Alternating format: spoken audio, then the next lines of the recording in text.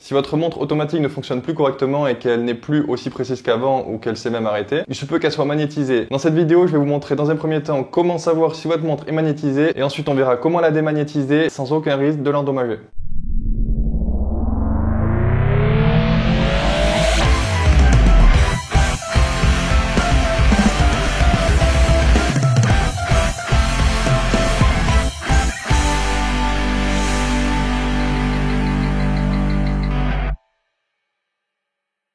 Dans la vie de tous les jours, on subit sans cesse des champs magnétiques, causés par des smartphones, télévisions, haut-parleurs, plaques à induction, etc. Du coup, votre montre subit la même chose, sauf qu'elle les supporte beaucoup moins bien que nous. En général, la magnétisation de votre montre se fait petit à petit, donc la perte de précision se fait aussi progressivement. Mais ça peut arriver subitement si vous la mettez trop proche d'un champ magnétique avec une forte intensité. Dans certains cas, ça peut vraiment abîmer le mouvement, mais c'est rare. Il n'y a pas vraiment d'inquiétude à avoir quand même, puisque dans la grande majorité des cas, il suffira de la démagnétiser pour que le mouvement se mette à fonctionner comme au premier jour. Et c'est justement ce que je vais vous montrer tout de suite. Alors déjà, on va vérifier si effectivement notre montre est magnétisée. Pour ça, on place une boussole à plat et on rapproche la montre. On la bouge un peu autour pour voir si l'aiguille de la boussole bouge. Bon bah apparemment elle est pas magnétisée, la mienne. Du coup j'ai pas besoin de la démagnétiser. Bon mode.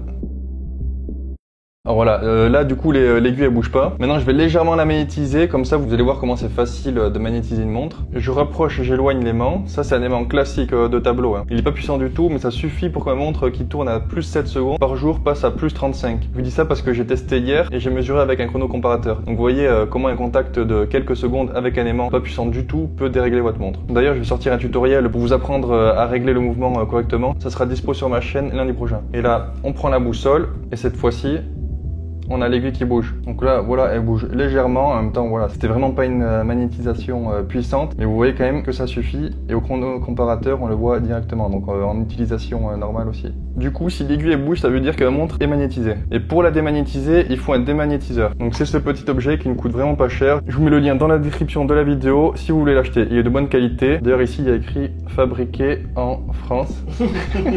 Bon, en vrai, voilà, c'est la qualité, elle est ce qu'elle est, mais ça suffit largement. Je pense que c'est l'outil le moins cher que j'ai, mais niveau rapport qualité-prix, c'est le meilleur outil que j'ai. Voilà, vous l'achetez vraiment pas cher et ça fait exactement ce qu'on lui demande sans abîmer votre montre. Donc maintenant, je l'ai branché et là, c'est très facile. On place la montre ici, on reste appuyé 10 secondes et on éloigne relativement lentement en restant appuyé. Donc là, je pose ça là, je reprends ma boussole et on refait le même test. Et vous voyez que l'aiguille bouge pas du tout.